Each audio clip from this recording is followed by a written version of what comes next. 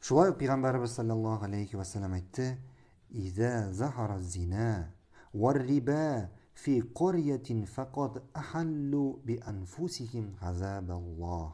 Әгәр ниндидер җирлектә зина һәм риба таралды икән, бу кешеләр Аллаһның җәзасы килә торган гамәл эшләрләр. Ягъни бу шушы гамәлләре өчен аларга Аллаһның җәзасы киләчәк. Нинди гамәл? Зина һәм риба. Зина һәм риба.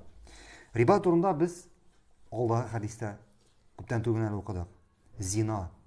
Әгәр бүгенге көндә карасак, нәкъ риба шикелле үк безнең өчен зина кылу, ягъни безнең кешеләр өчен зина кылу ул бер нәрсә түгел. Хәтта бүген юлда барганда юл өстендә кешеләр зина кылып утыралар. Күбебез уйлый, зина ул ирле хатынның яинде хатынны иренең башка кеше белән зина кылу дип. Юк, бу гына түгел. Шулай ук зина кылуга керә ирсез хатынның, кияүгә чыкмаган хатынның һәм шулай ук өйләнмәгән иренең башка кеше белән никахсыз бергә булулары. Бу да зинага керә. Шулай ук бүгенге көндә берәр кеше яши икән гражданский брак белән, никах укымыйча. Бу да зинага керә. Алар көн сайын зина ясыйлар.